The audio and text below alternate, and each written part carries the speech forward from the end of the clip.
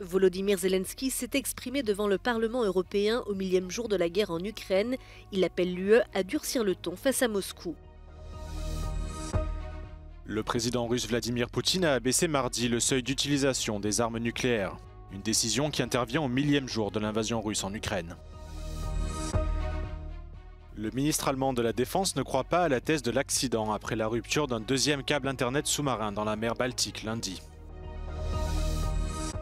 Le ministre moldave des Affaires étrangères s'est récemment rendu à Bruxelles afin de témoigner des efforts entrepris par son pays pour répondre aux conditions d'adhésion à l'Union européenne.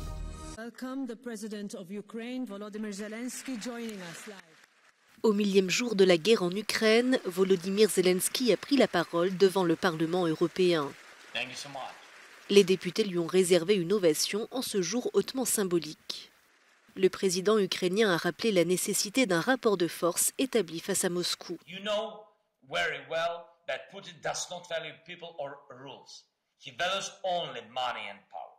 These are the things we must take away from him to restore peace.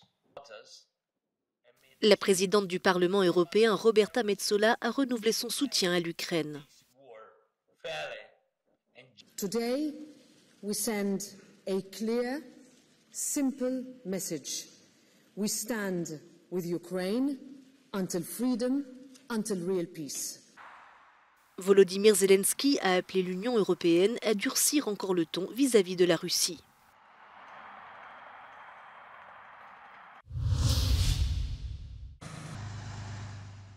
Le président russe Vladimir Poutine a abaissé mardi le seuil d'utilisation des armes nucléaires.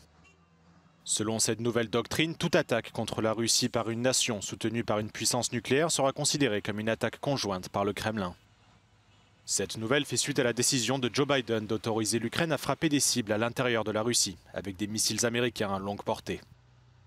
Ce revirement du président américain sortant aurait été en partie motivé par le déploiement de plusieurs milliers de soldats nord-coréens dans la région de Koursk, aux côtés des forces russes. Cette révision de la doctrine nucléaire du Kremlin intervient exactement 1000 jours après le début de l'invasion russe en Ukraine en février 2022. En agitant ainsi la menace d'une riposte nucléaire, Vladimir Poutine montre sa volonté de forcer l'Occident à reculer, alors que Moscou poursuit son offensive en Ukraine.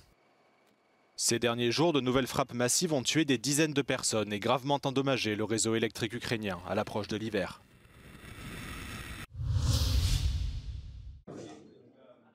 Le conflit provoqué par la Russie en Ukraine a atteint le cap des 1000 jours. Cette guerre moderne rend compte de l'évolution rapide de l'innovation technologique militaire, avec des opérations menées au moyen de drones toujours plus sophistiqués, améliorant la connaissance du champ de bataille et la précision des frappes.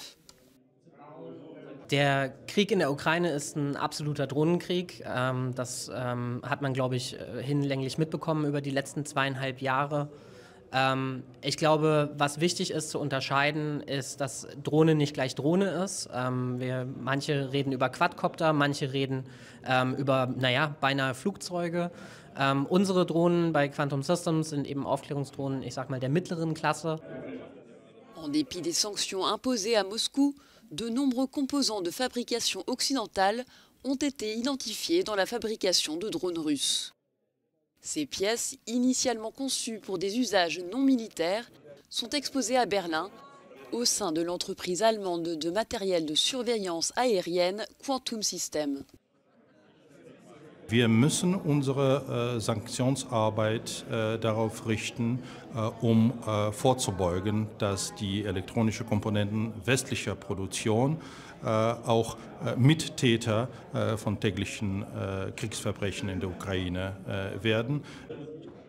Lors des derniers mois, la Russie a intensifié son utilisation de drones, lui permettant de cibler des infrastructures critiques avec précision et de submerger les défenses aériennes ukrainiennes.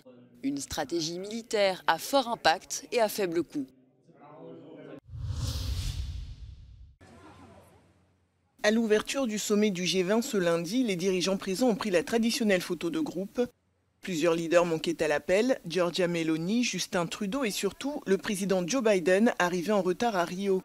Sa décision dimanche d'autoriser l'Ukraine à frapper des cibles sur le territoire russe avec des missiles à longue portée fournis par les États-Unis a créé la surprise, un feu vert salué par Londres et Paris. That's 1,000 days of aggression from Russia and 1,000 days of sacrifice from Ukraine. We need to double down.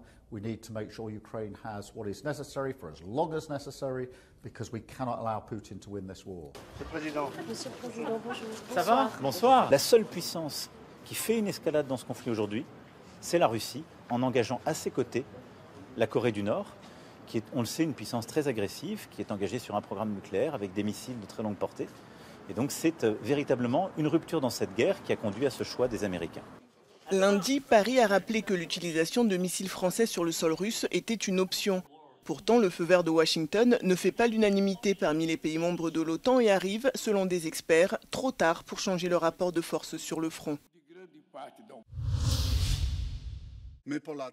Les chefs de la diplomatie des 5 plus grands pays de l'Union européenne, la France, l'Allemagne, l'Italie, la Pologne et l'Espagne, ainsi que leurs homologues britanniques, ont proposé mardi à émettre des obligations de défense communes afin de soutenir l'industrie de la défense de l'Union européenne.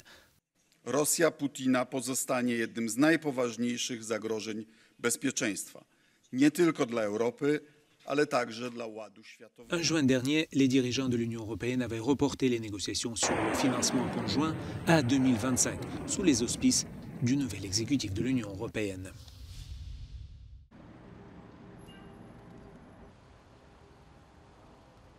En octobre dernier, les Moldaves ont été appelés à se prononcer quant à leur volonté de voir leur pays intégrer l'Union européenne. Si le oui l'a emporté, ce n'est que d'extrême justesse, avec tout juste 50,43% des voix favorables à une affiliation avec Bruxelles, un chiffre qui témoigne de la polarisation profonde du pays. Pro-européen, le ministre des Affaires étrangères Michał Pobzoj s'est récemment rendu à Bruxelles afin de témoigner des efforts entrepris par son pays pour répondre aux conditions d'adhésion à l'Union européenne. Many Moldovans would have liked to be in the same position as our brothers in Romania or like our good friends from the Baltic countries. And Russian propaganda is very instrumental in feeding this narrative that you are never going to be in Europe, that you are second class. But we need to work hard to combat that narrative, to show that we are already a candidate country, that we are already advancing on our European path. Bien que la neutralité soit inscrite dans la constitution moldave, le gouvernement de Chisinau a condamné l'invasion russe en Ukraine dès le début du conflit. Près de 120 000 Ukrainiens ont été accueillis en Moldavie et y ont bénéficié de soins de santé, d'un accès à l'éducation et au marché du travail. Un soutien rendu possible grâce à l'activation du mécanisme de protection civile de l'Union européenne. Nobody in line with international law can recognize what Russia claims to be its territory now, because it's not. It's Ukraine's territory. And we will look at how the things will develop, but we also are encouraged by the support that we get from our friends in Kyiv. Then whenever the discussion will come, we also hope that the Transnistrian issue will be part of the solution. There are Russian troops and munitions in Moldova that need to leave, and in the context of this settlement, that should also be on the agenda. L'invasion russe en Ukraine a par ailleurs réveillé l'inquiétude de la Moldavie quant au sort de la Transnistrie, région séparatiste pro-russe située à l'est du pays, autoproclamée indépendante en 1992. 30 ans après la guerre de Nièvre qui opposa l'armée transnistrienne aux forces moldaves, aucune issue politique claire n'a été trouvée au conflit. I'm afraid we are not in a position to impose outcomes or suggest outcomes. We have our own frozen conflict for 30 years, and we would certainly not recommend it to anyone. Les récentes ruptures de câbles Internet sous-marins étaient des actes délibérés, selon le ministre allemand de la Défense, Boris Pistorius. Des dégâts ont été signalés lundi sur un câble sous-marin de 1200 km entre Helsinki et la ville allemande de Rostock. La Finlande et l'Allemagne ont annoncé l'ouverture d'une enquête sur l'incident. Und ich mag auch nicht an Versionen glauben, dass das Anker waren, die zufällig über diesen Kabeln, wie soll ich sagen, Schaden angerichtet haben. Von daher müssen wir konstatieren, ohne konkret zu wissen, von wem es kommt, dass es sich um eine hybride Aktion handelt. Und wir müssen auch davon ausgehen, ohne es schon zu wissen, versteht sich, dass es sich um Sabotage handelt. Cet incident fait suite à une rupture similaire sur un autre câble reliant la Lituanie à la Suède dimanche matin. Les gouvernements concernés tiennent la Russie au moins partiellement responsable des deux ruptures, mettant l'accent sur les actes de guerre hybride perpétrés par Moscou par le passé. Le câble sectionné lundi passe à proximité de 2 gazoducs Nord Stream entre la Russie et l'Allemagne, actuellement à l'arrêt.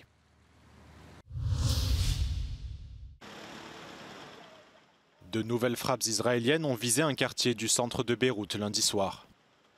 Le ministère libanais de la Santé affirme qu'au moins 5 personnes ont été tuées et 31 blessées. Les frappes visaient des bâtiments gouvernementaux et diplomatiques, selon l'agence de presse nationale du Liban. عم يضربوا المهجرين لحونا على بيروت عم يضربوا المهجرين ما عم بيخلوا حدا والله يحمي حزب الله. L'émissaire spécial du président américain Amos Rothstein s'est rendu mardi dans la capitale libanaise. Son objectif, trouver une solution diplomatique au conflit entre Israël et le Hezbollah.